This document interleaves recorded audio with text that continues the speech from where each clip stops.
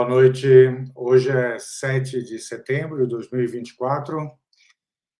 Completamos 11 meses desde o ataque de 7 de outubro de 2023, o ataque que deu início a essa guerra que, portanto, dura agora 11 meses, algo inimaginável lá no começo, algo inimaginável para quem pensava cotidianamente as questões do Oriente Médio, a questão palestina e o conflito com Israel, mas o fato é que chegamos aos 11 meses. Muito já se discutiu sobre essa guerra, já houve idas e voltas, muitas leituras, muitos balanços parciais. Chegou o momento de fazer mais um desses balanços, mas tentando ser um pouco mais definitivo, digamos, sobre as conclusões.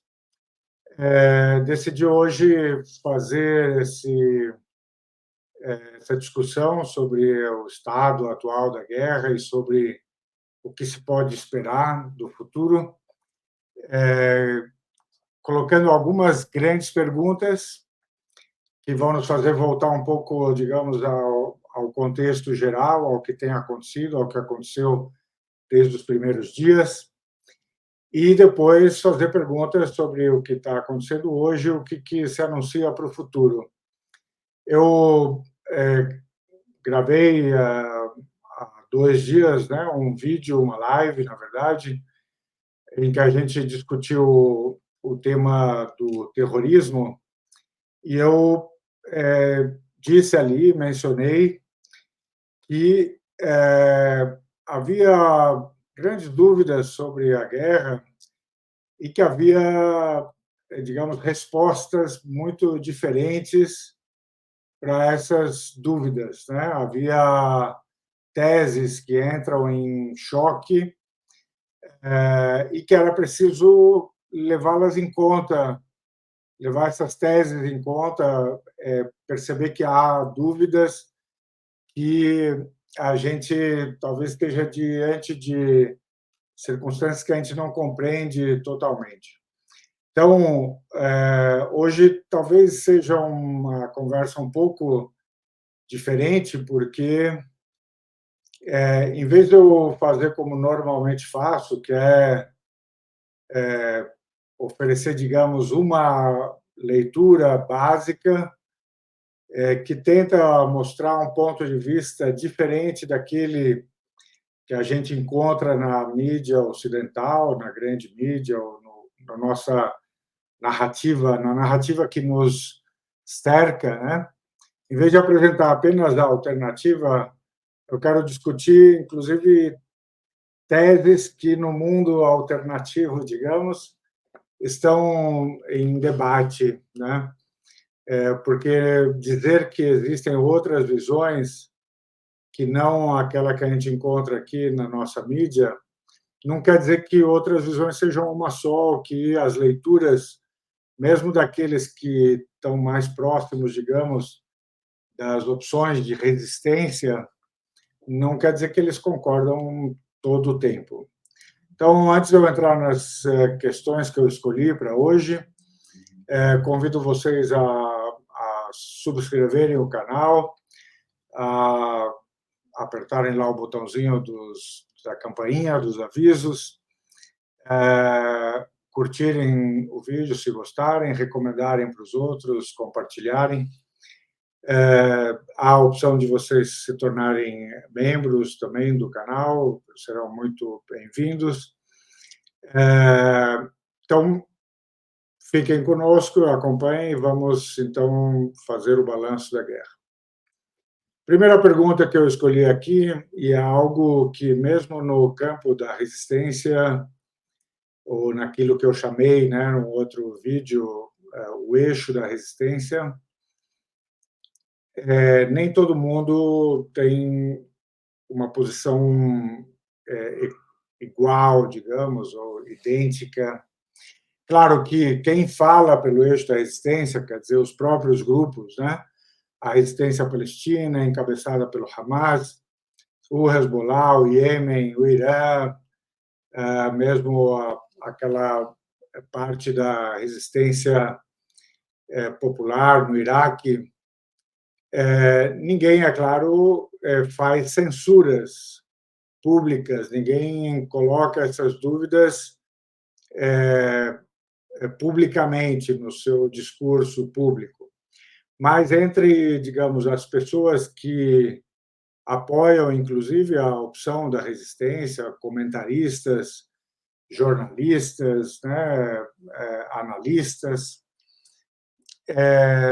colocam, às vezes, essa pergunta, ou pelo menos colocam a possibilidade da pergunta, que é: será que no dia 7 de outubro do ano passado o Hamas cometeu um erro ao fazer o seu ataque? Quer dizer, será que agora, retrospectivamente, olhando para trás, nós podemos dizer que houve um erro por parte do Hamas, que as consequências que estão decorrendo desse primeiro ataque fazem com que o custo seja alto demais? Será que a coisa foi mal calculada, etc. Essa é a primeira pergunta. Claro, você pode dizer, será que ele errou ou será que ele não tinha opção? As duas coisas se conversam. Então, bom, só podemos, na verdade, dizer se houve um erro ou não se a gente primeiro responder se não tinha opção. E aqui eu ofereço a minha leitura, mas saibam que pode haver uma discordância em relação a isto. Eu acho que, de fato, os palestinos, de modo geral, o Hamas e a resistência em Gaza, eles não tinham opção a não ser fazer algo, né, um ataque como esse que fizeram, ou um outro, de um outro tipo, mas que o fato é que as vias estavam todas trancadas para a resistência e para os palestinos. O mundo havia esquecido da sua causa, todo mundo tinha abandonado os palestinos e, à frente desse todo mundo, inclusive os países árabes, né? Governos, certamente, mas mesmo as populações, talvez cada população preocupada com seus próprios dramas, ninguém mais estava lembrando da questão palestina. A comunidade internacional tinha esquecido, na ONU a coisa não avançava, ou seja, nós caminhávamos para o que a gente poderia chamar de liquidação da questão palestina, que era um pouco a ideia do Trump, né? O deal do século, né? Ou seja, o acordo do século, o arranjo do século, ou, se vocês quiserem, a negociata do século, né? Que era, assim, vamos encerrar esse assunto, Israel vai ficar com os territórios que conquistou, vai, aos poucos, expulsando os palestinos e, no máximo, ia deixar alguns pequenos territórios desconjuntados em que os palestinos teriam alguma autonomia, mas nunca, na verdade, poderiam exercer a sua autodeterminação, ter o seu próprio Estado, sua independência. Então, que a gente confessasse ou não, essa era a situação. E, claro, em Gaza especificamente, havia uma situação de cerco total que já durava 17 anos, que transformava a vida dos palestinos de Gaza em assim, um drama cotidiano, um sofrimento, uma tragédia e, é claro, uma grande humilhação também. Então, os palestinos entenderam, né, os grupos de resistência, pelo menos, que eles não tinham a opção senão agir de algum modo dramaticamente para não deixar que os seus direitos se perdessem totalmente talvez também para lembrar o mundo da existência da questão palestina, mas, sobretudo, para dizer, sabe, não vamos, como diz lá o poema de um poeta americano chamado Dylan Thomas, né? Não vamos entrar gentilmente nessa morte, nessa noite escura, certo? Então, tinham que fazer alguma coisa para resistir. E fizeram um planejamento longo, treinamento, e planejaram algo realmente espetacular, que foi o ataque de 7 de outubro. Agora, sobre o próprio ataque, suas consequências, o que aconteceu, há também relatos divergentes, no sentido de que, sim, o Hamas se preparou muito bem, enganou muito bem a inteligência israelense, ninguém esperava, foi uma total surpresa para todo mundo, e o ataque foi muito bem sucedido.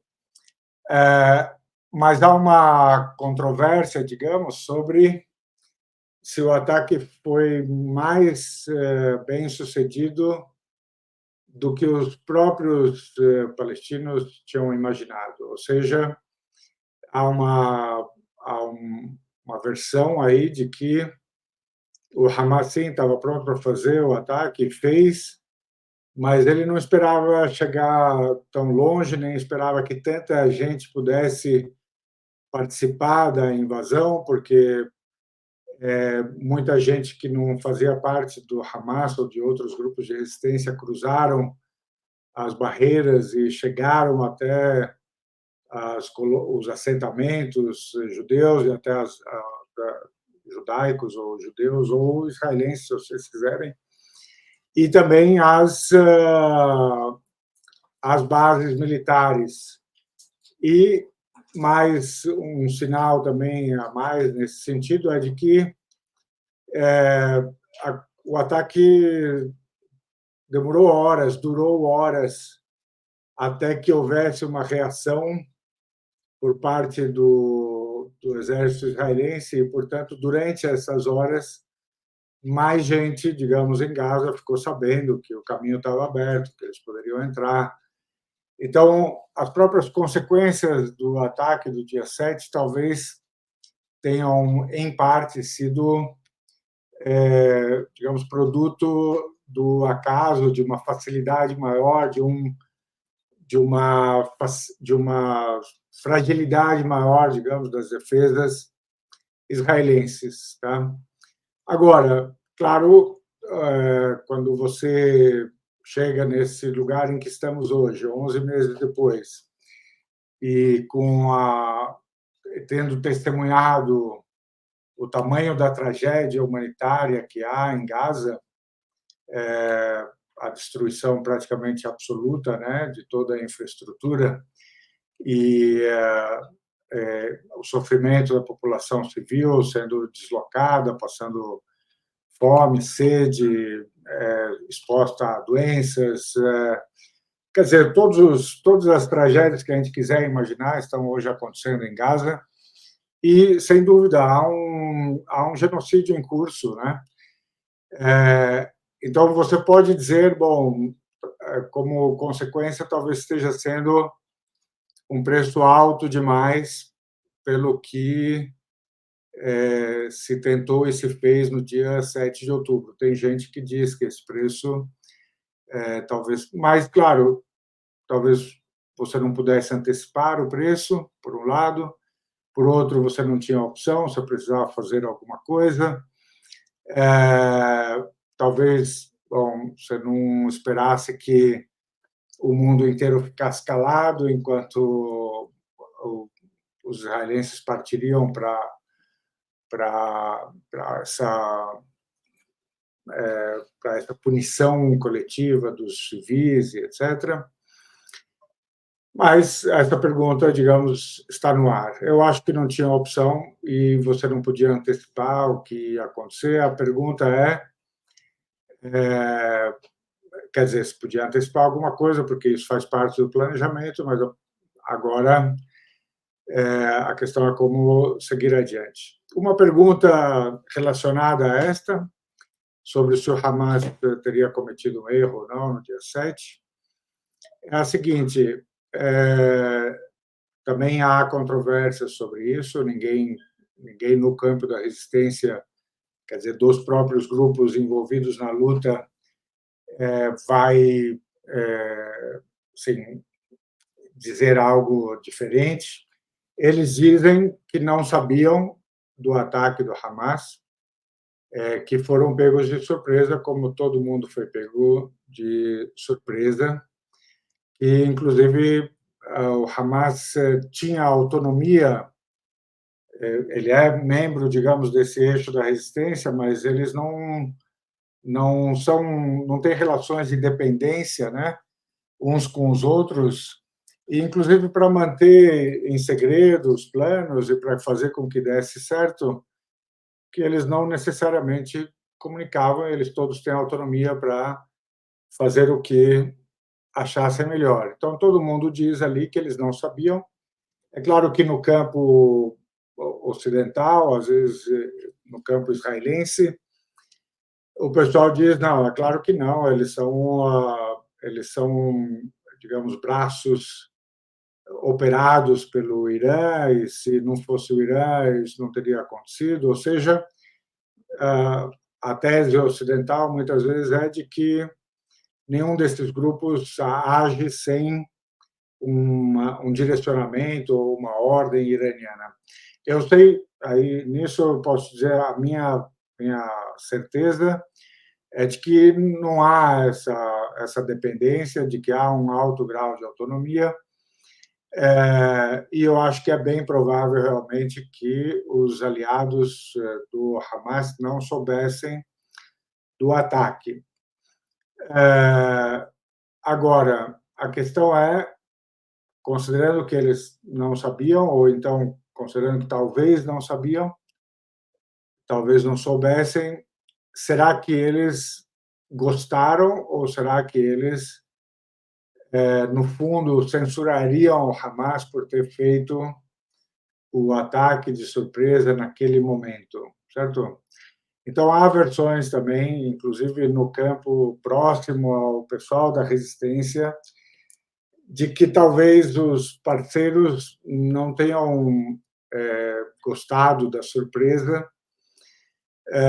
Por exemplo, alguns dizem que o Irã mesmo teria dito, mas se não é, se a gente não tem ainda a certeza de que esta é a grande guerra, a guerra definitiva contra Israel, e se a gente não tem ainda a certeza de que a gente pode vencer essa guerra, será que era o momento de começar, né?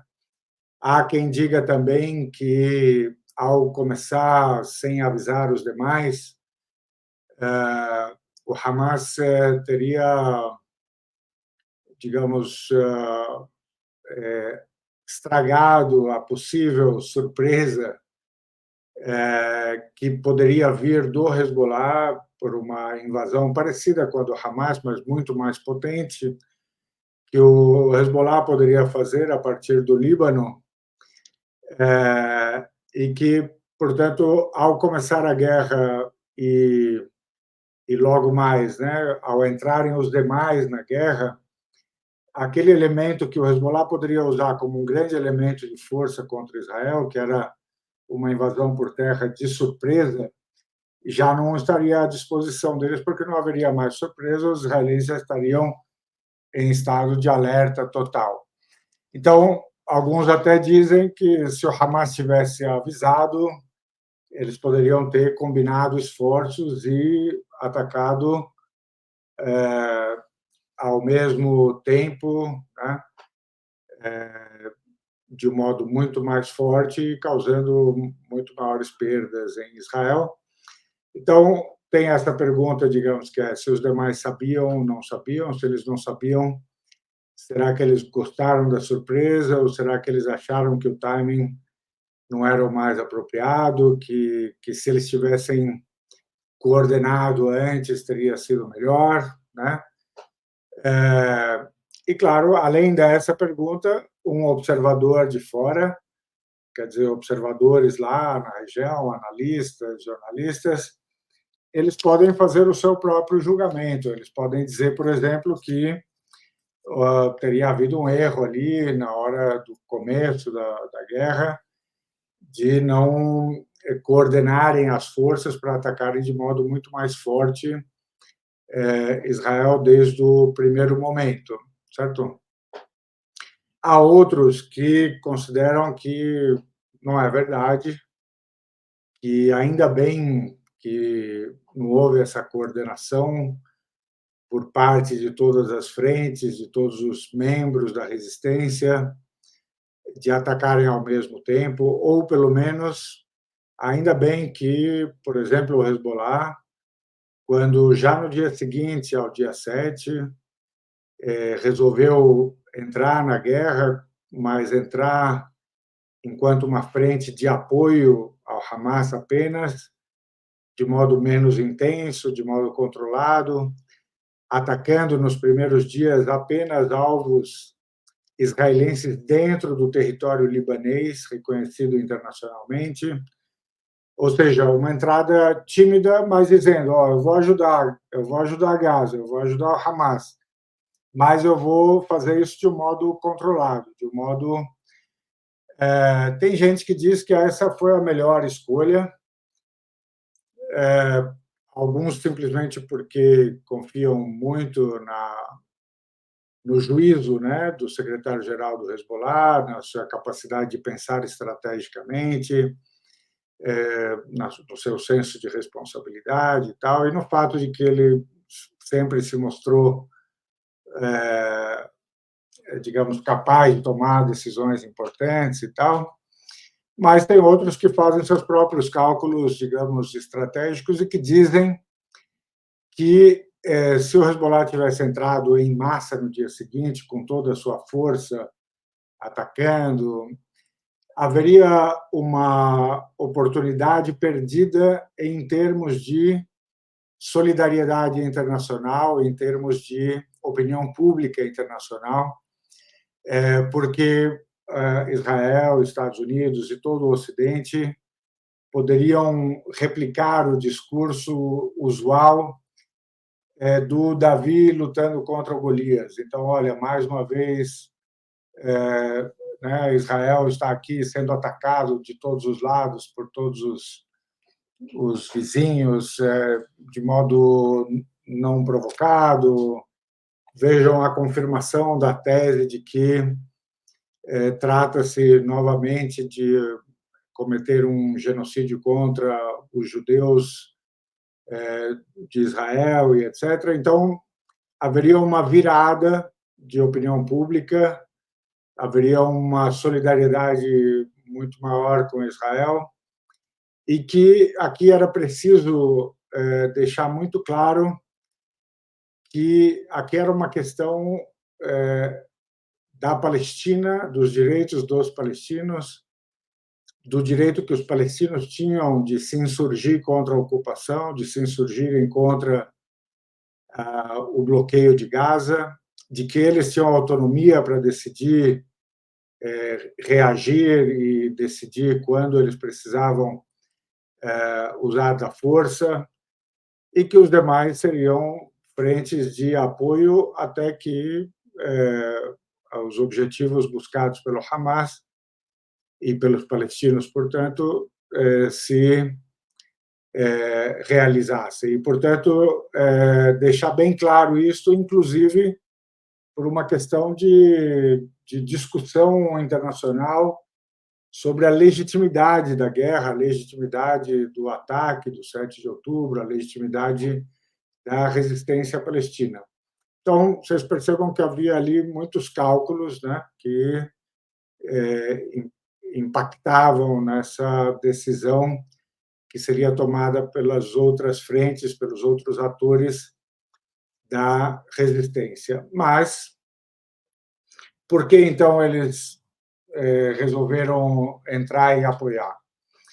Primeiro, porque já havia anos que essa frente, as várias lideranças, mas sobretudo a liderança do Hezbollah, que é, como eu disse para vocês, talvez o personagem mais relevante na região inteira, né, que é o secretário-geral do Hezbollah.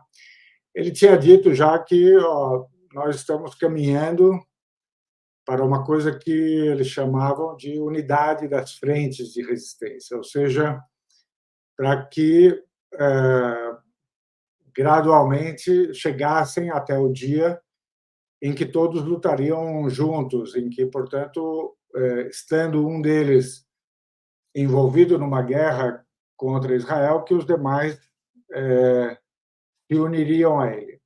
Claro que, como conceito, ele é compreensível, mas depois os detalhes podem ser objeto de discussão ou de precisarem de um pouco de sintonia fina. O que significava essa unidade das frentes? Então, por exemplo, em 2021, houve lá uma operação que foi chamada de a Espada de Jerusalém, né, em que, a partir de Gaza, houve o lançamento de foguetes por conta da expulsão, né, dos palestinos do entorno de Jerusalém e tal. Depois houve um outro confronto que envolveu Israel e Jihad Islâmica, né? E essa unidade ainda não se fez perceber, né?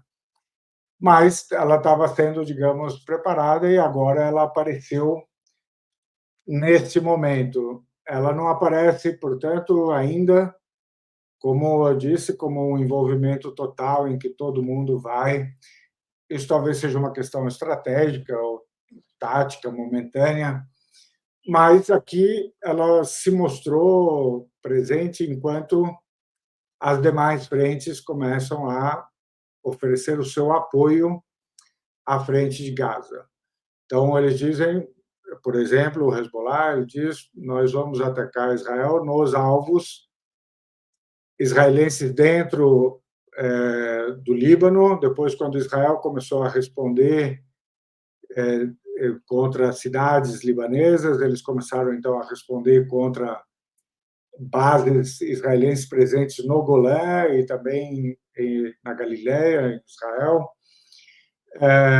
mas sempre dizendo: ó, somos uma frente de apoio, nós vamos ocupar uma parte, digamos, vamos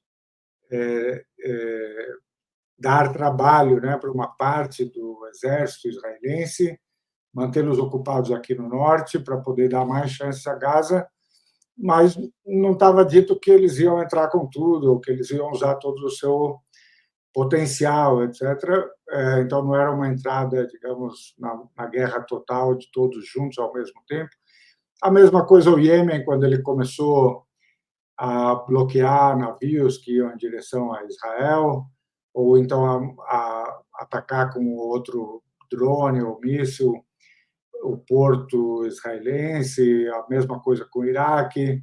Todo mundo, portanto, começou a operar enquanto frente auxiliar, e isto demonstrava, em alguma medida, em que pé estava a ideia da união das frentes, ou unidade das frentes de resistência. Ainda que, como eu disse, não tenham partido todos para a guerra total no primeiro instante. Isso tem a ver com uma pergunta que eu farei um pouco mais para frente. A outra pergunta, então, é: bom, o que a guerra, o que o ataque e depois a guerra, todos os desenvolvimentos que a gente testemunhou durante a guerra, o que eles nos dizem sobre as capacidades, sobre o potencial, sobre o poder relativo de Israel e também dos membros do eixo da resistência. Aqui é muito importante a gente notar que, fora da região lá do Oriente Médio e fora, inclusive, de círculos, digamos, que têm acesso ao discurso da resistência, ao discurso, por exemplo, do Hezbollah, do Irã, do Iêmen, etc., eu lembro até de ter participado de programas aqui no Brasil em que as pessoas consideravam o que eu dizia algo inexistente. Eu dizia: olha, o que está acontecendo lá é que está havendo uma redução da distância de poder entre Israel e os seus adversários na região. Quer dizer, o tempo nos mostrava que, gradualmente, os adversários de Israel, portanto, Irã, Hezbollah, Hamas, Jihad Islâmica,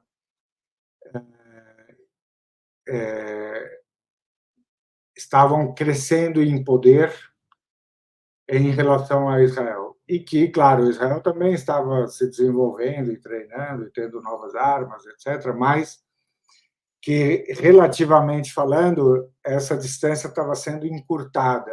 Tá?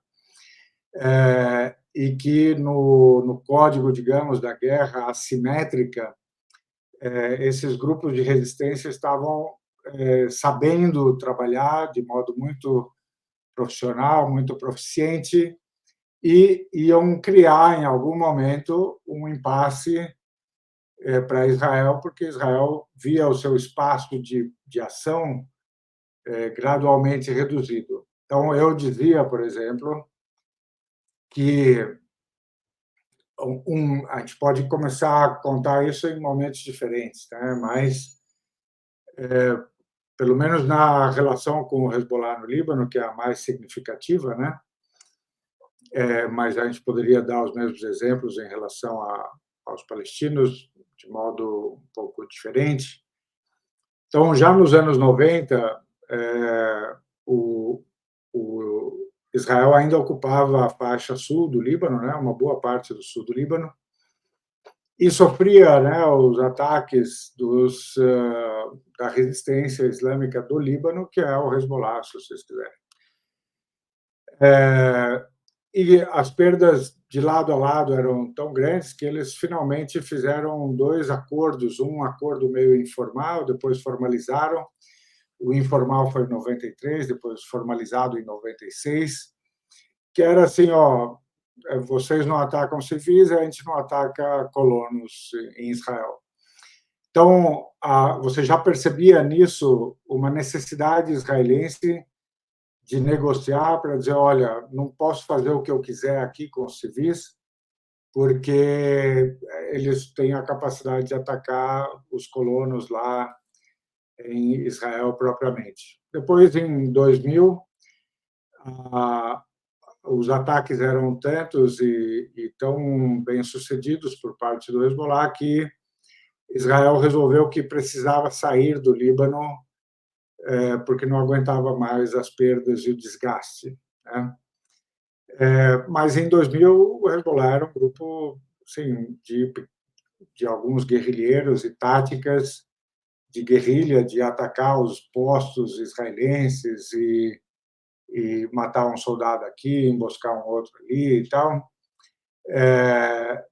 Aí, claro, quando saiu Israel do sul do Líbano, o Hezbollah começou a se desenvolver e treinar, etc. Quando Israel resolveu, em 2006, que precisava, digamos, destruir o Hezbollah de vez, e tentou fazer isso numa guerra de julho de 2006, descobriu que o Hezbollah era muito mais capaz do que aquilo que eles tinham conhecido até o ano de 2000. Então, ali o Hezbollah adquiriu uma vitória relativa muito importante, porque Israel percebeu que não poderia mais invadir o Líbano por terra. Não conseguiu fazer isso em 2006 e percebeu que recebia, né, muitos mísseis, foguetes, seus tanques foram massacrados numa determinada batalha no sul do Líbano. Então, opa, o Hezbollah ficou muito mais forte. E todo mundo hoje concorda que o Hezbollah de 2024 é dezenas de vezes mais poderoso que aquele de 2006. É, talvez, sim, fora alguns exércitos nacionais e tal, é provavelmente a maior força militar do Oriente Médio, talvez uma das mais competentes, uma das mais bem treinadas, né? Então, o que eu queria dizer, sempre eu dizia, mas aqui as pessoas não ligavam muito, era que estava havendo uma aproximação de relação de poder e que isso, em algum momento, nos colocaria diante de um impasse. A mesma coisa aconteceu com Hamas e com os grupos palestinos, que a gente viu numa série de confrontos, né, em 2008, 2012, 2014, 2017, em que a cada vez que esse confronto se dava, os palestinos se saíam um pouco melhor do que da vez anterior. Tá? Isso tudo, é claro, tinha o mérito, a ajuda, né, do Irã, o financiamento, o treinamento e no que era possível as armas. Tá? Então, chegamos nesta guerra de 2023, 2024, e o que a gente aprendeu sobre esse equilíbrio de forças? Né? Primeiro, o próprio ataque do dia 7 mostrou que Israel estava descansado demais, né, sobre seus louros, estava tranquilo demais, achava que estava resolvida a questão palestina e que o Hamas estava frágil demais, ocupado demais, administrando Gaza e administrando as demandas populares em Gaza. Então, tinha uma acomodação, cometeu falhas de inteligência muito grandes e continua a cometer essas falhas ao longo de toda a guerra. Ou seja, também eles estavam subestimando a capacidade dos seus adversários em termos tecnológicos, em termos de circundar, né, as capacidades de inteligência de Israel. Mostrou também o ataque do dia 7 que Israel estava despreparado para uma guerra de proximidade, uma guerra soldado contra soldado, uma guerra de infantaria. Seus militares pareciam desmotivados, né? E parecem desmotivados em comparação com os do Hamas e da resistência, certamente. Claro, mostrou-se também que, por várias razões, Israel tem muito pouca tolerância à perda, né, de vidas de soldados, de perdas materiais, de perda de conforto de vida e tal, enquanto que, do outro lado, os palestinos não têm outra opção, então eles estão, digamos, entre a opção pela luta, inclusive com a consequência de morte, ou então da humilhação permanente, da despossessão, da expulsão, da vergonha, da fome. Então, assim, eles não têm opção, então eles lutam com muito mais. E, claro, desenvolveram a resistência às perdas porque estão aí sujeitos justamente a esses ataques, né, que constituem, digamos, o genocídio. Ficou demonstrado por parte do Hamas, em parte, mas sobretudo do Hezbollah e depois do Irã, que o trabalho que foi feito no campo da resistência em foguetes e drones, armas relativamente mais baratas, conseguiam, na verdade, constituir um equilíbrio de forças que, pelo menos, estabelece a dissuasão em relação a essas armas muito poderosas que tem Israel, inclusive vencendo os sistemas de defesa aérea, porque eles souberam como trabalhar os ataques, como enganar esses sistemas, como atingir os alvos. Mostraram que o campo da resistência conhece a localização dos alvos, tem, portanto, inteligência sobre o que existe em Israel e onde existe. né. Claro, mostrou também o que Israel continua a ter de poder e que é indiscutível, que é o seu poder de destruição, né, da infraestrutura, destruição em massa, ou seja, que é a sua o seu poder de aéreo, né, o poderio aéreo de bombardeio, de destruição, marinho, a artilharia à distância, junto a fornecimento inesgotável de armas e munições que vêm dos Estados Unidos, né? Então, ficou muito claro também aquela parte do poder israelense que continua muito viva, muito presente, capaz justamente de operar o genocídio, mas que, quando precisa entrar no território, quando precisa disputar, por exemplo, com a resistência palestina, o controle de uma faixa de terra pequena, como é Gaza, ele se vê em desvantagem, porque a resistência soube criar e administrar um sistema de túneis, um sistema de luta de guerrilha muito sofisticado, em que, quando você se aproxima, eles, portanto, ficam em vantagem sobre você. O problema, é claro, é que o poderio aéreo tem esse altíssimo custo em termos de vidas civis, né? E, é claro, o Hamas resiste, os outros grupos resistem dentro de Gaza ainda, conseguem ainda impor perdas a Israel, mas o fato é que Israel conseguiu destruir praticamente Gaza inteira. Então, aqui a gente percebeu e isso ficou claro já no dia 7, que Israel tinha realmente, em parte, né, perdido essa corrida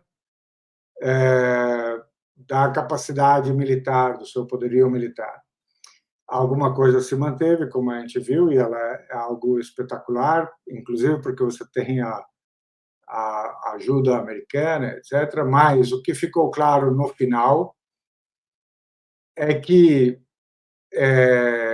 algo que a gente nunca imaginaria antes é que Israel, ficou muito claro, Israel só sobrevive na região, na nesse nessa disputa com seus adversários na região, se os Estados Unidos forem lá para ficar ao seu lado e oferecer segurança e se envolverem na própria guerra, tá? Então, vejam que, logo no começo, imediatamente, sentindo a fragilidade que se revelou em Israel, os Estados Unidos mandaram suas armas, seus porta-aviões,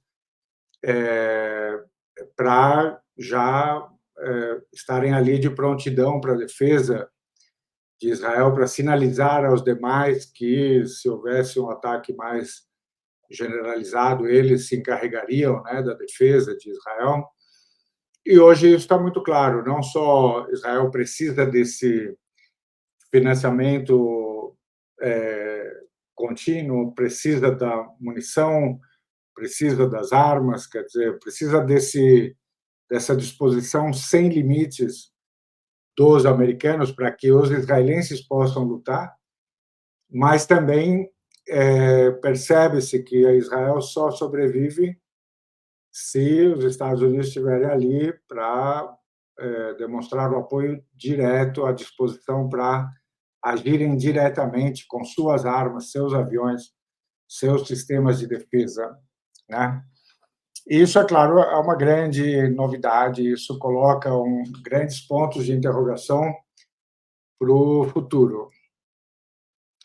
Então, essa é a minha, assim, essa é parte da minha próxima pergunta, ou a minha pergunta já caminha nesse sentido, que é: será que essa é a guerra definitiva, sabe, entre Israel e seus adversários ali? e o que significa essa guerra ser ou não ser definitiva. Então, aqui isso é algo, inclusive, que a gente foi tentando entender e compreender ao longo da guerra, porque antes também se falava nesses termos, mas talvez cada pessoa entendesse a ideia de guerra definitiva de um modo diferente, né? Então, eu lembro que eu mesmo sempre dizia que o eixo da resistência, né, tinha uma convicção, ou pelo menos expressava uma convicção todo o tempo, de que viria o dia do grande enfrentamento, certo, com Israel, e é claro, na crença deles, o dia em que Israel seria, digamos, derrotado e o projeto sionista, né, de instalação de um Estado exclusivo para os judeus, um Estado que, na verdade, terminasse, né, de expulsar os palestinos e ampliasse o seu território para todo o território que um dia foi Palestina e talvez ainda mais além, de que esse projeto seria vencido, né, seria derrotado e seria colocado, digamos, no sim, seria fechada essa janela na história de um Estado, digamos, sionista exclusivamente para os judeus, com a expulsão de todos os palestinos. Claro, assim, quando você perguntava o que seria, né, essa derrota definitiva de Israel, quando você tentava compreender, sim, nunca foi uma coisa do tipo, vamos, como se dizia, né, em outros tempos, vamos jogar todo mundo no mar, ou vamos. A ideia basicamente era, sim, Israel vai ser derrotado e vai perceber que o seu projeto é insustentável na região e que uma boa parte dos israelenses voltaria para os países de origem, né, de onde vieram, para constituir o Estado, para popular o Estado, né, para colonizar o território, e que outros iam ficar numa sociedade mista, como sempre foi, em que a população teria o direito de decidir o que queria ser e como queria se fazer governar. Então, não era nada no sentido da propaganda, digamos, ocidental, de um genocídio contra os judeus e tal. Eu, pelo menos, nunca ouvi as coisas desse modo. Mas, então, havia a certeza de que o dia chegaria. E, claro, que do lado israelense, também eles têm essa convicção,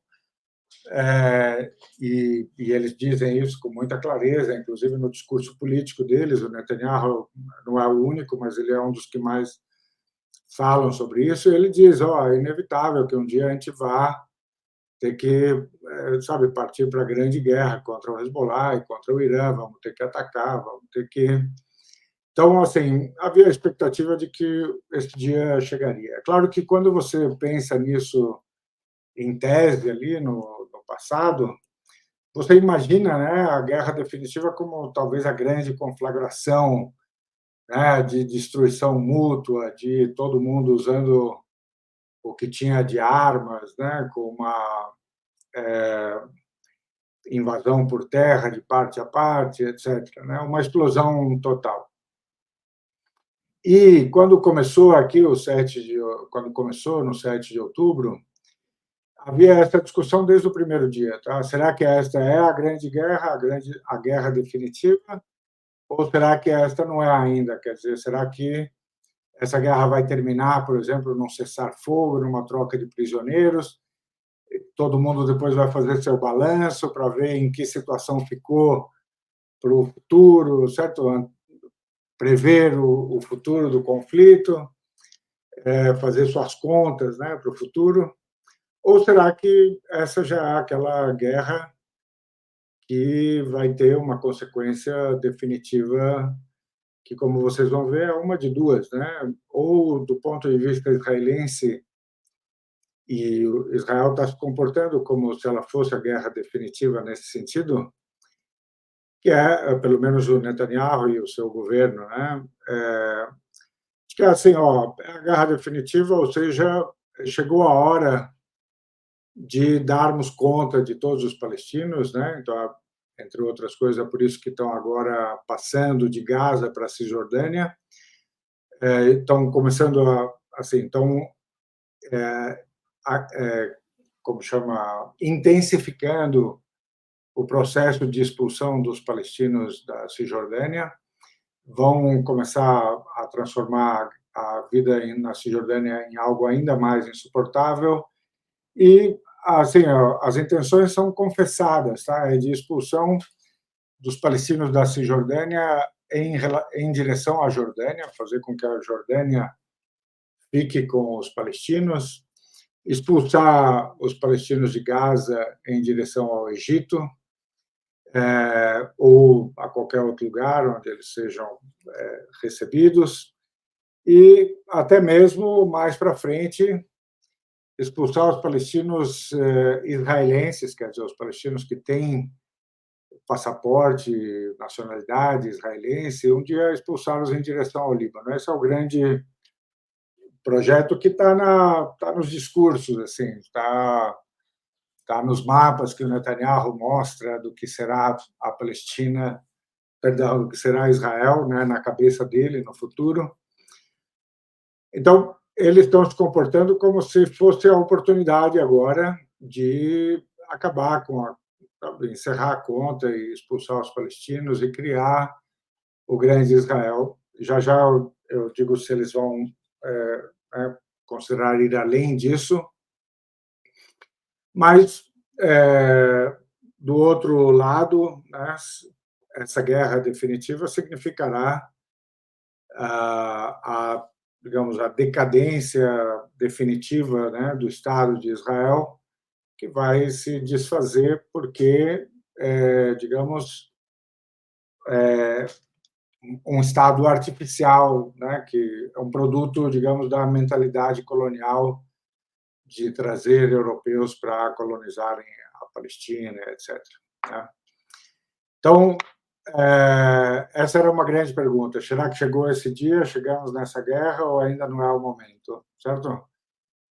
Por muito tempo, as pessoas diziam não, ainda não é essa guerra, e inclusive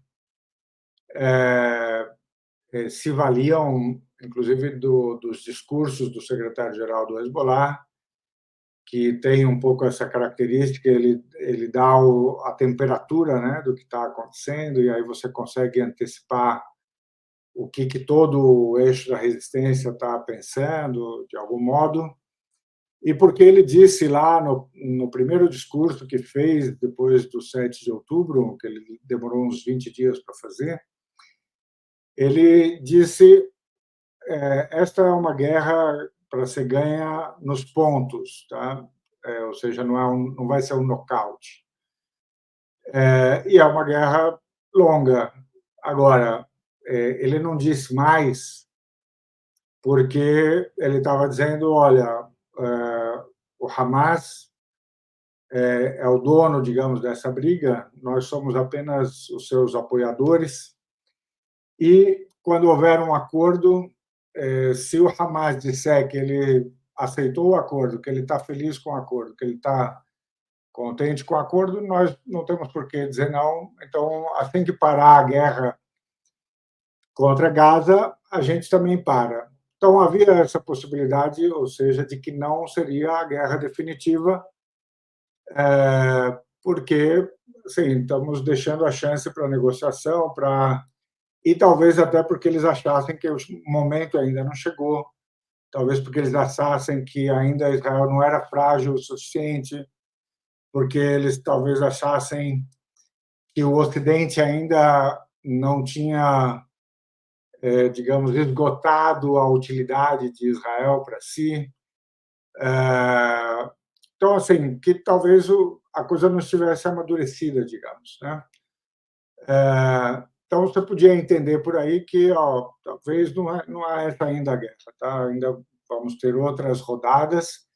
Essa daqui vai terminar com algum acordo de troca de prisioneiros e um cessar-fogo, etc. E, de fato, a frente da resistência se comportou todo o tempo nesses termos, quer dizer, somos apenas uma frente secundária de apoio. A hora que o Hamas aceitar um acordo, nós aceitamos, está tudo bem. O que aconteceu que impediu isso?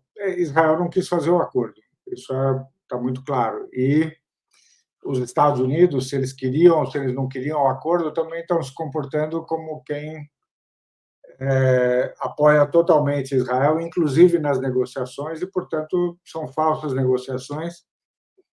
E, até agora, Israel, a vontade israelense, a vontade de Netanyahu, se impôs nas negociações e elas estão travadas, provavelmente fracassadas, sem qualquer chance de sucesso.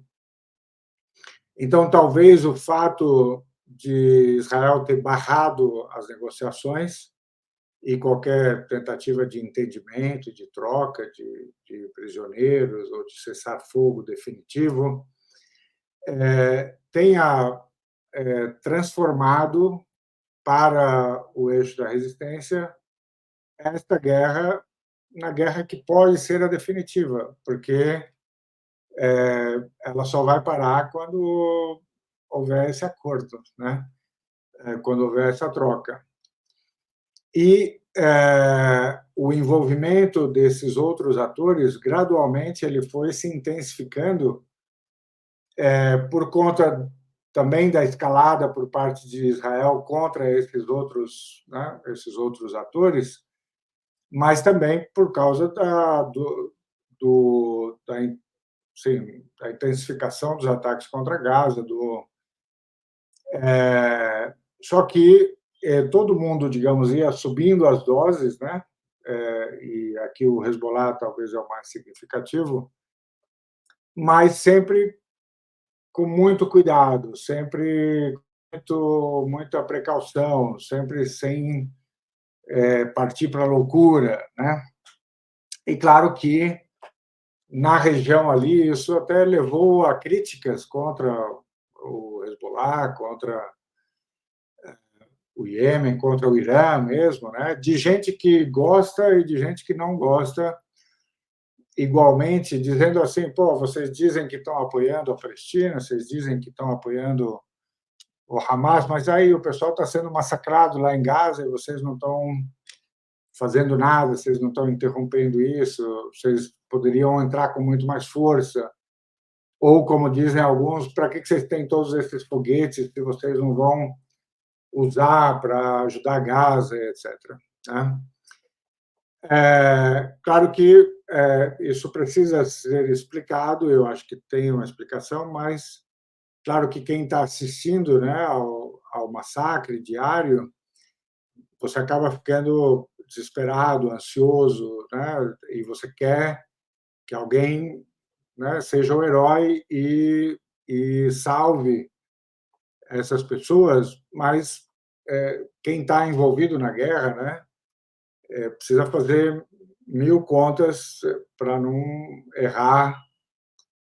E já já vai ficar mais claro por que eu acho que eles foram e têm sido tão cuidadosos na resposta. Né? Então, que eles já tenham chegado à conclusão de que, olha, lá em 7 de outubro, esta não era a guerra definitiva, mas hoje talvez ela seja. Né? Que eles tenham ou não chegado a esta conclusão, a gente não sabe, né, com certeza. Há leitores, né, analistas que acham que é esta guerra, que não tem mais outra, que ela pode durar 2, 3 anos, mas que vai ser essa mesmo, a definitiva. E tem outros que continuam a dizer, não, essa daqui ainda não é a rodada final, vai ter outra mais para frente. Né? Mas que eles tenham decidido que esta é a guerra definitiva ou não, eles perceberam algumas coisas. Né? E aqui essa é a minha próxima pergunta, ela está relacionada com essa anterior, que é como é que a gente deve entender o comportamento dessas frentes de resistência, especialmente o Hezbollah e o Irã.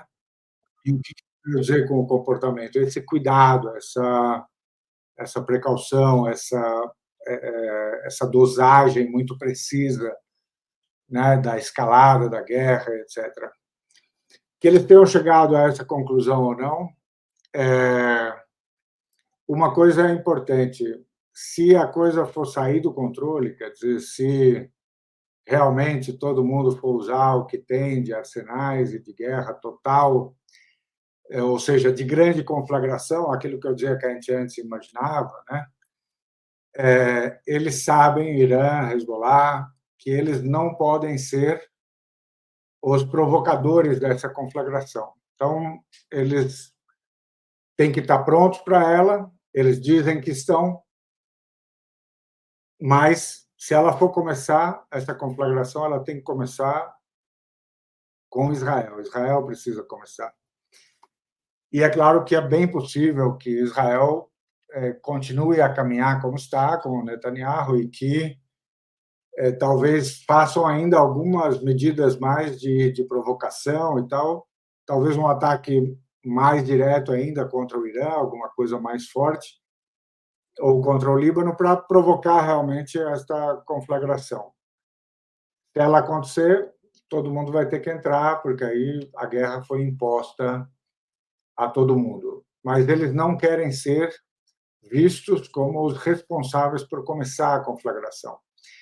Então, por isso, eles são muito cuidadosos na subida, né, do tom dos ataques, inclusive quando foram, digamos, mortalmente provocados, digamos, quando Israel atacou Beirute e matou a liderança militar do Hezbollah, o líder mais importante militar, o comandante mais importante do Hezbollah, e depois, na mesma noite, matou Ismael Haniyeh em Teherã, no dia da posse do presidente iraniano.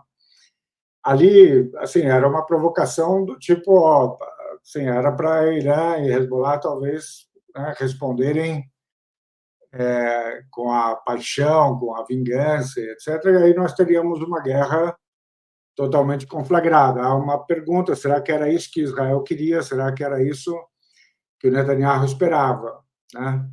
Provocar? E tem uma pergunta que virá logo em seguida, que é se os Estados Unidos queriam isso também ou se era só o Netanyahu.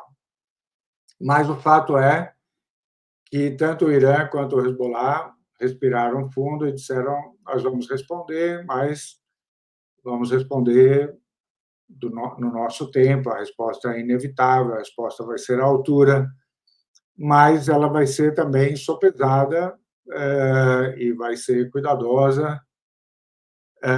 E o Hezbollah realmente deu provas de que, né, poderia dar essa resposta, ele deu uma resposta, e assim como aquele ataque, assim, aquela resposta que o Irã deu em abril, né, a Israel por terem atacado a sua embaixada em Damasco, foram ataques, foram respostas, né, do Irã e do Hezbollah bastante inteligentes, porque mandavam o recado para Israel, diziam quais eram as suas capacidades, mandavam o recado para os americanos e para os demais ocidentais do que eles poderiam fazer, do que eles sabem, do que eles têm de informação, do que eles podem atingir como alvos, mas também deixando uma margem, né, de possibilidade para Israel e Estados Unidos poderem dizer para o mundo que, olha, não aconteceu nada, nada mais grave, a gente,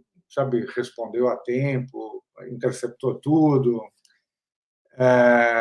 Ou seja, era a resposta, digamos, na dose exata para mandar o recado, mas para deixar uma margem de manobra para ninguém sair explodindo todo mundo, né? Claro, nesses dois casos, a resposta não parece ter sido suficiente, pelo menos, né, porque Israel continua a se comportar como quem quer levar esta guerra para uma explosão maior. Então, primeiro, o Irã, o Hezbollah e os demais membros eles sabem que se tiver que explodir a guerra, eles ela tem que ser começada por Israel e não por eles. Ou ela não pode ser percebida pelo mundo, pela opinião pública mundial, como uma guerra que eles começaram. A outra coisa que tem surgido nos debates nos últimos dias é que talvez eles tenham já incorporado a ideia de que essa é a guerra definitiva, tá? E que nós estamos, portanto, dentro dessa corrida já final, mas que eles não querem que ela seja uma guerra definitiva do tipo em que todo mundo explode todo mundo. Eles talvez tenham percebido esta é a guerra definitiva, mas ela vai durar anos.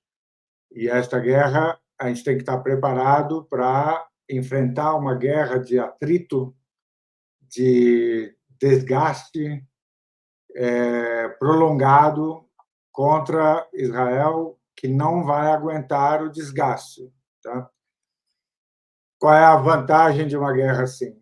É que, sim, nem Teherã precisa ser bombardeado, nem Beirute precisa ser bombardeado, nem Damasco precisa ser destruída, certo? Ou seja, você não tem a grande conflagração que vai custar muitas vidas, a destruição de várias grandes cidades, da infraestrutura desses países, etc. Seja uma guerra total de todos contra todos, muito desgastante, muito custosa em termos de vidas, em termos de destruição e tal.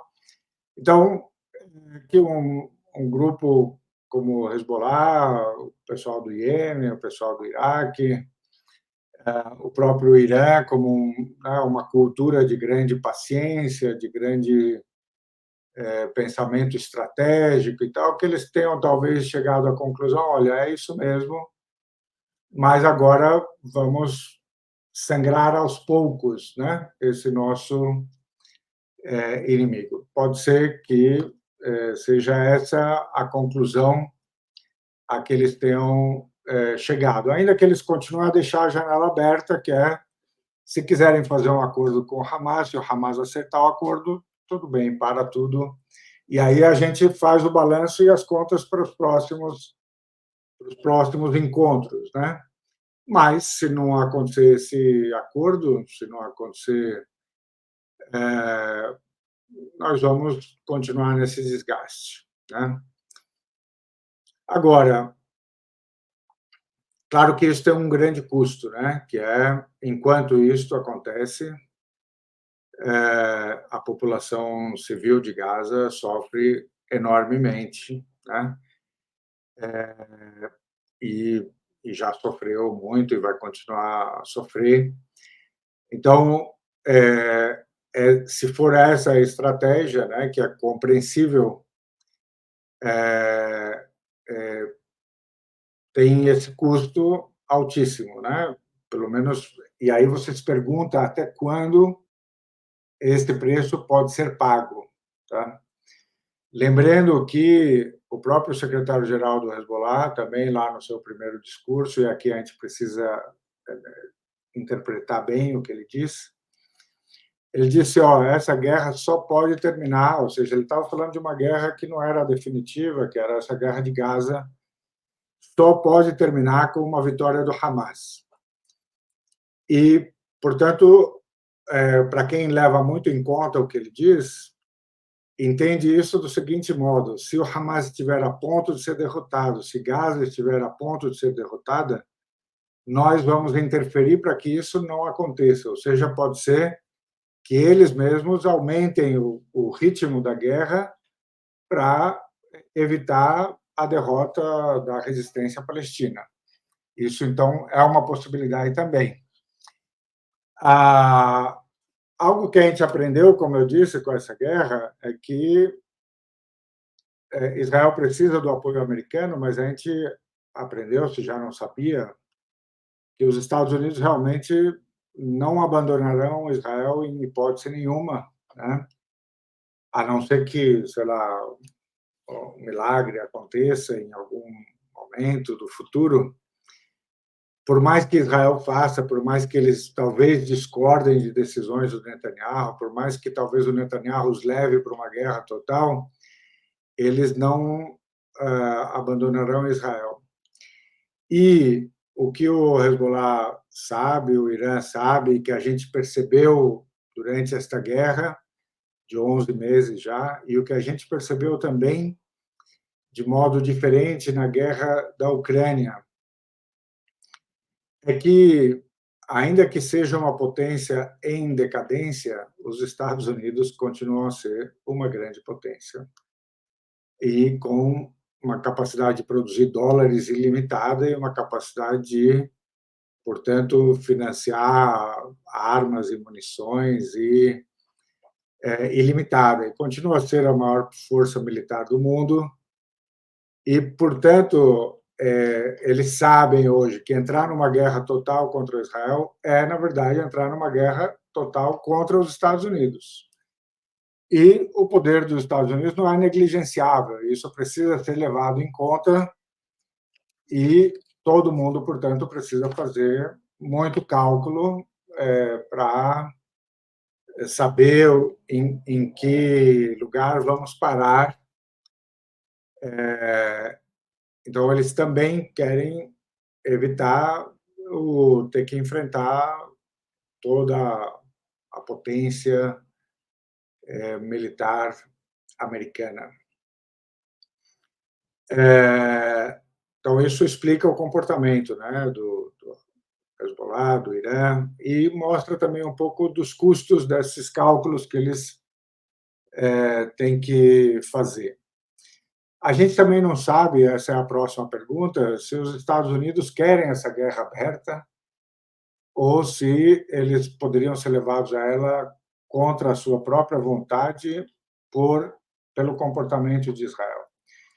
Onde é que estão os elementos que dizem que talvez Estados Unidos mesmo queira já resolver isso ou criar na região uma guerra que também será de longa duração para desgastar o Irã, por exemplo, para complicar a vida do Hezbollah, dos palestinos, durante muito tempo, assim como eles parecem estar querendo desgastar a Rússia com a guerra na Ucrânia, que eles querem arrastar o máximo possível.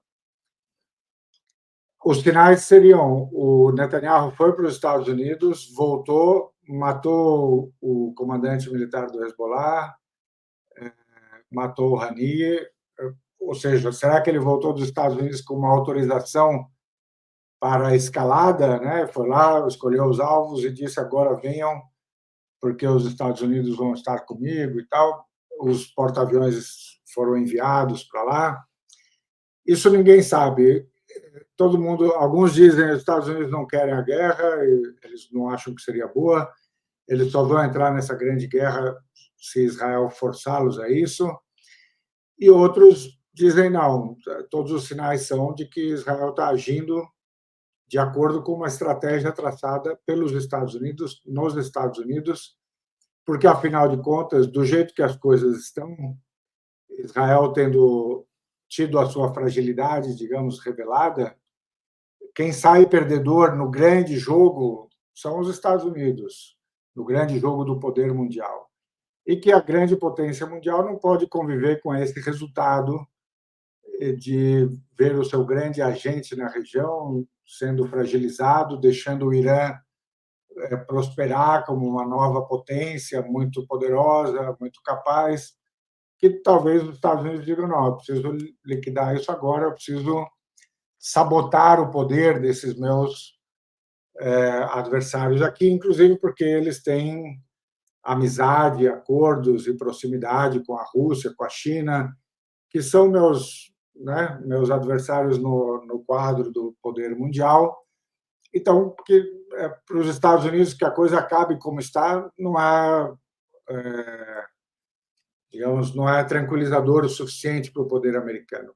Tudo isso está sob digamos, análise, discussão, a gente vai descobrir talvez mais para frente. Nesse quadro, o que que Israel quer? Assim, para onde caminha Israel, enquanto eles continuam insistindo na guerra? Há uma coisa que é muito clara, a gente já disse isso talvez desde o começo da guerra, de que quando acabar a guerra, bem ou mal, Israel terá que fazer, né, o seu próprio balanço, né, interno e de qualquer jeito eles chegarão à conclusão de que eles sofreram uma derrota nesta guerra. Tá? Só o dia 7 de outubro já é uma derrota com a qual eles terão que lidar. Netanyahu, a mesma coisa, os líderes militares, da inteligência, o Mossad, todo mundo vai ter que sentar nessa hora e digerir a derrota. Tá? Por mais que eles tenham destruído Gaza, por mais que eles tenham matado 40 mil pessoas e tal, no fundo, depois que isso aqui acabar, eles vão ter que sentar e digerir essa derrota. Então, isso é uma das razões pelas quais Israel não quer parar essa guerra, porque não quer ter esse momento da verdade, especialmente Netanyahu e seus ministros, e mesmo acho que a sociedade israelense que está majoritariamente né, assim, alinhada com essa versão mais radical, que é ou de origem religiosa ou então política mesmo, dos colonos, etc. Ou seja, a ideia do grande Israel, vamos expulsar os palestinos e tal, está todo mundo mais ou menos alinhado nessa opção. Então, Israel segue em diante, né? Segue com a guerra caminhando, operando, para não ter que fazer esse balanço final e, claro, ouvindo hoje o Netanyahu, ouvindo alguns dos seus ministros, dá para perceber que é como se o Netanyahu e o seu governo tivessem chegado à conclusão: ó, matamos um cara muito importante do Hezbollah, atingimos o Irã, eles ainda não responderam. Quer dizer, mostramos uma força relativa, né? Fazendo aí 2 ataques bem-sucedidos, né? Conseguimos destruir Gaza inteira, não acabamos, digamos, com a resistência do Hamas em Gaza, mas já destruímos, já deslocamos as pessoas, já. Agora é um pouco vamos terminar o serviço, e é por isso que agora eles passaram para a Cisjordânia, que, como eu já disse também numa outra discussão em que eu falei sobre Cisjordânia e Jerusalém, que é o coração da preocupação israelense. Do ponto de vista religioso, o que seria, entre aspas, a terra prometida, Judéia e Samária, ou Samaria. Né? Então, para os extremistas israelenses e tal, eles não têm como abrir mão da Cisjordânia. Então, agora eles estão vendo nessa guerra a oportunidade de ouro. Vamos agora partir para cima daquilo que é mais importante para nós, que é a Cisjordânia. Vamos esvaziar a Cisjordânia dos palestinos, vamos sabe, expandir os assentamentos, vamos liberar os colonos. Então, agora nós estamos nessa fase em que parece que a grande fase quente será o confronto transferido para a Cisjordânia. Vamos ver o que a Cisjordânia tem para mostrar, né, em termos de resistência, em termos de capacidade de resistir aos ataques israelenses. Então, esse é o grande momento agora. Tá? Há uma pergunta: será que, do ponto de vista israelense, eles já deram por terminada, digamos, a conta de Gaza? Será que Gaza ainda tem a capacidade de reagir? Tem uma leitura que eu achei instigante, que é de alguém dizendo: olha, agora Israel vai partir para cima da Cisjordânia e o fato é que Gaza está muito desgastada, a resistência em Gaza não poderá dar o seu apoio à Cisjordânia, como deu em 2021, por exemplo, certo? Atacando com foguetes e tal, para apoiar a Cisjordânia e para, digamos, defender Jerusalém, defender os lugares santos do Islã, né? Também os lugares santos do cristianismo, né? Em Jerusalém. E Gaza foi desgastada de tal modo que ela não poderá oferecer a sua ajuda à Cisjordânia. E, é claro, tem perguntas aí, né? Porque as frentes de apoio, Hezbollah, Iêmen e tal, eles disseram que eles eram frentes de apoio a Gaza, né? Então, será que eles vão também se sentir obrigados a partir em defesa da Cisjordânia? Será que o jogo continua o mesmo? Ainda que também, mais uma vez, assim, para vocês terem uma ideia, digamos, da constituição, entre aspas, do bloco da resistência, também, mais uma vez, o secretário-geral do Hezbollah, ele disse que uma tentativa de destruição da mesquita de Al-Aqsa, de tomada de Jerusalém total, que essa sim significaria uma guerra regional em que todos lutariam juntos e ao mesmo tempo. Então, sempre há o risco de que Israel, com os seus ministros e tal, se sinta tão confortável agora que alguém vá lá e tente destruir a mesquita, como já há projetos, né, de construir ali um templo, né, o novo templo e tal. Então, também aí é uma possibilidade de escalada que vai envolver as outras frentes e que, portanto, pode também significar a conflagração total. E, ao que tudo indica, né, inclusive os discursos e o comportamento de Israel, eles estão avançando para uma continuação da guerra e para a sua expansão. A pergunta é qual é a estratégia que os outros podem usar? Será que a Cisjordânia poderá resistir? Será que a Cisjordânia explode em uma espécie de intifada, né? E que resistirá realmente ao exército israelense? Qual será o comportamento dos outros grupos de resistência frente a isso? Porque, por exemplo, há quem diga que, obviamente, que se Israel conseguir algum sucesso na Cisjordânia ou não sofrer nenhuma resistência maior na Cisjordânia, que pode ser que o próximo seja o Líbano. E Israel tem dado muitos sinais de que não consegue conviver com a ideia de um Hezbollah na sua fronteira extremamente bem armado, extremamente pronto para a guerra. Um Hezbollah que ainda não foi suficientemente desgastado por essa guerra, porque ele ainda está controlando, né, como eu disse, a dosagem. Ou seja, o Hezbollah nem está, digamos, em estado de alerta geral, pronto para conflagração, ele está só ali no desgaste. Mas um Hezbollah que se mostra tão poderoso não é algo admissível para Israel e que, portanto, não tem como Israel não querer depois, se der conta, digamos, da Cisjordânia, querer depois atacar o Hezbollah e depois, inclusive, o Irã. Então, a gente só vai saber isso de acordo com os acontecimentos dos tempos que vêm, e tem gente apostando que este mês agora,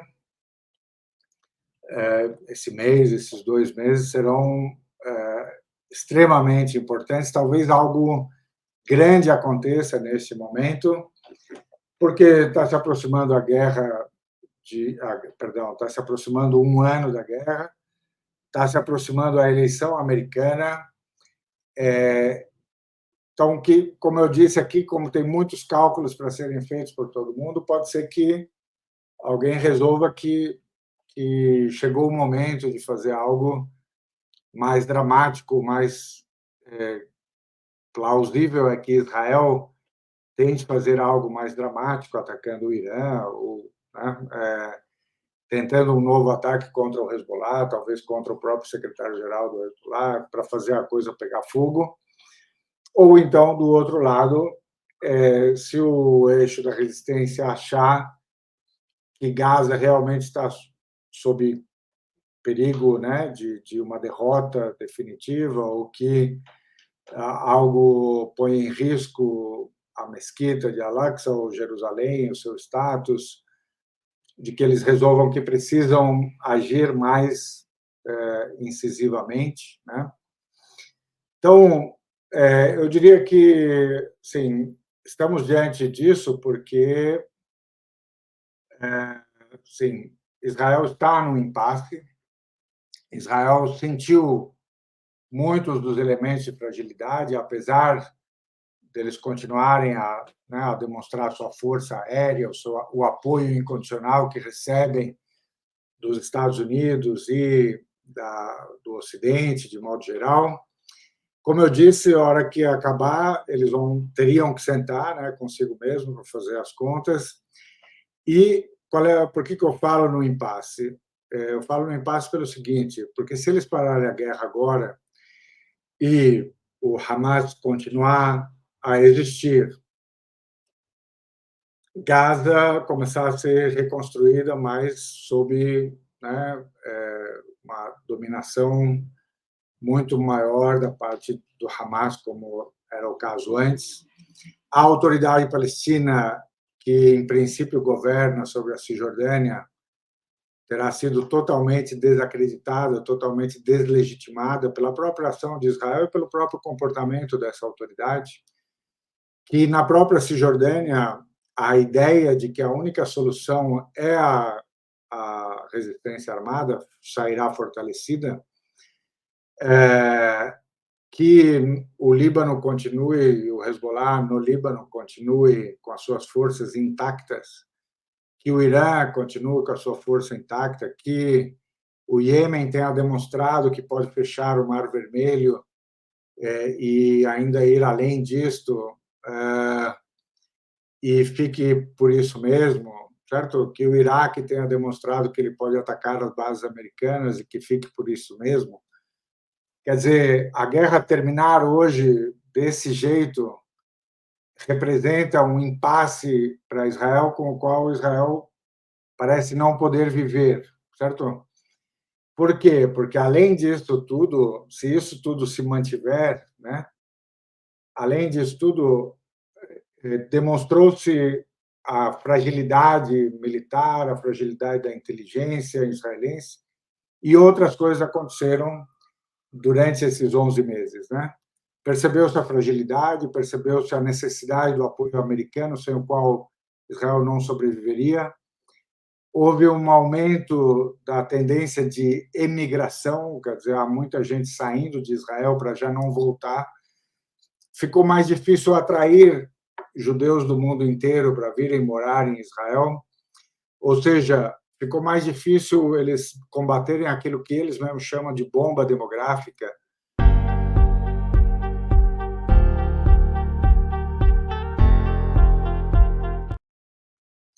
Perdão, eu comecei a contagem apertando um botão sem querer.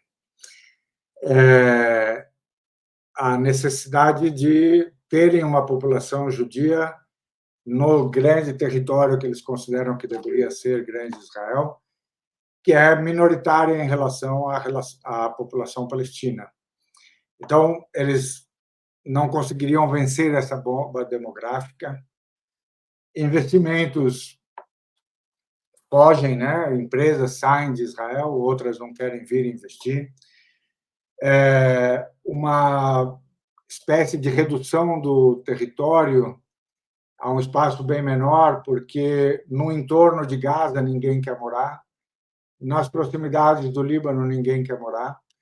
Então, o território israelense parece se reduzir a Jerusalém uma parte central ali do litoral de Israel, enquanto que outros espaços muito grandes já não serão habitados por colonos israelenses, porque eles não querem morar em lugares que eles vejam como sujeitos a risco, né?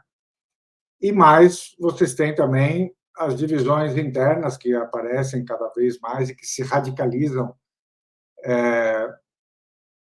no próprio tecido, né, social e político israelense. Então, essa é a situação problemática de Israel, que por mais que eles cantem vitórias militares, por mais que tenham conseguido destruir Gaza, por mais que agora estejam atacando os civis na Cisjordânia e impossibilitando a vida desses civis, o fato é que nenhum desses problemas de fundo estão resolvidos para Israel e, se a guerra parar hoje, eles ficam inteiros, esses problemas continuam inteiros.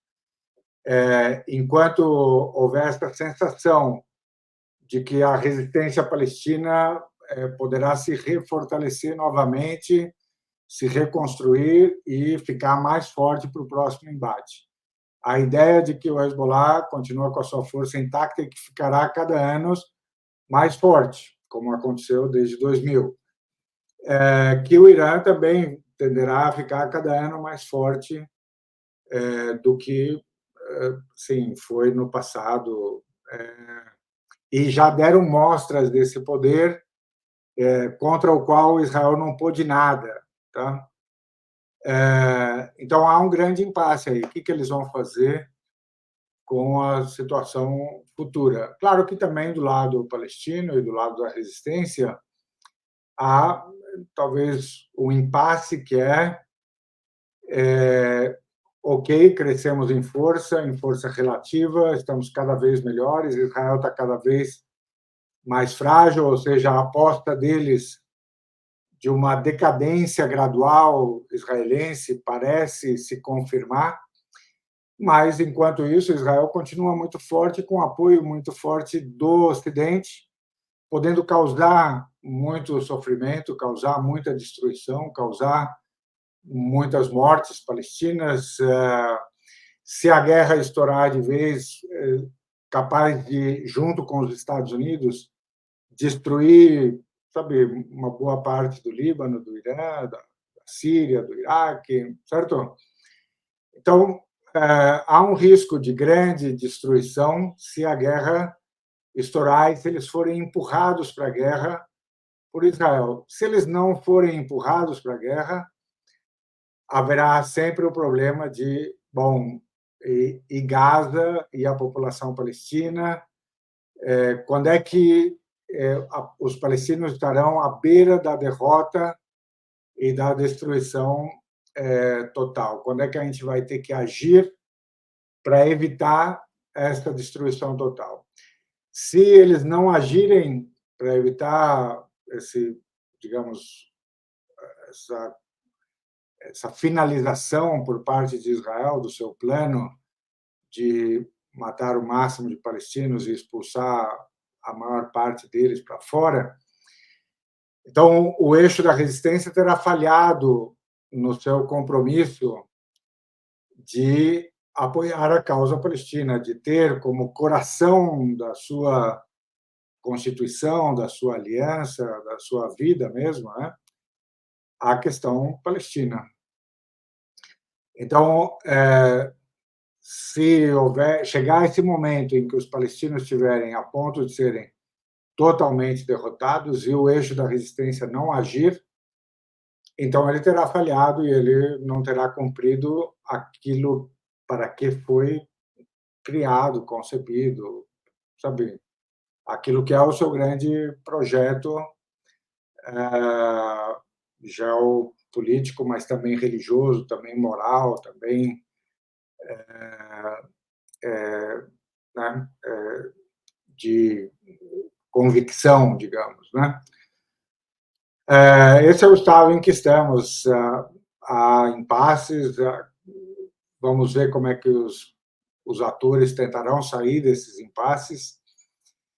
O próximo os próximos dias, o próximo mês, devem nos mostrar sinais, né, do que vai acontecer, ainda que hoje a coisa pareça um pouco parada em alguma medida, né, ainda que, sim, sempre temos que lembrar, tá, que o sofrimento em Gaza não diminui, o sofrimento em Gaza continua a ser cotidiano, mesmo que a coisa se acalme um pouco, o que você vai fazer vai ser descobrir mais do sofrimento, você vai descobrir os corpos, vai descobrir quantas pessoas desapareceram, você vai descobrir as tragédias que acometeram as famílias, e agora nós vamos começar a ver, quer dizer, não é que a Cisjordânia estivesse tranquila, tá? A Cisjordânia, mais de 500 pessoas morreram desde o 7 de outubro, mortas, né, pelos israelenses, milhares de pessoas foram presas, muitas pessoas estão sendo violentadas, torturadas nas prisões israelenses. Então, não pensem que a Cisjordânia estava calma todo esse tempo, mas o discurso israelense é de que agora a Cisjordânia vai ser o coração das suas operações militares e, portanto, esse é o novo capítulo que se abre.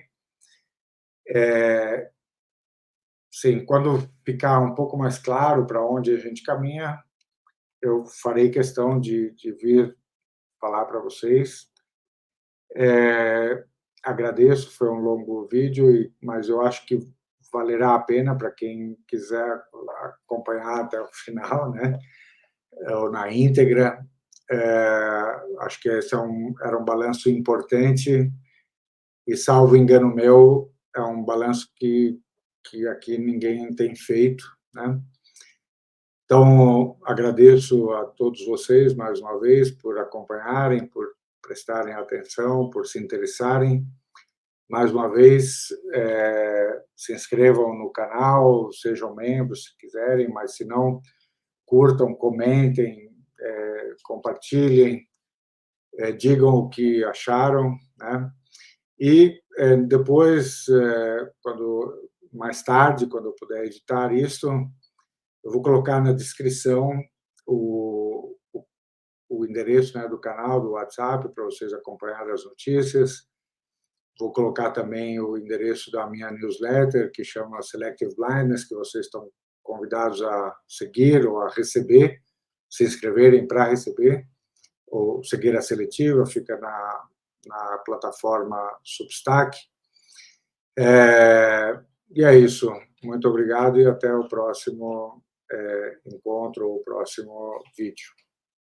Boa noite, bom descanso e bom final de semana.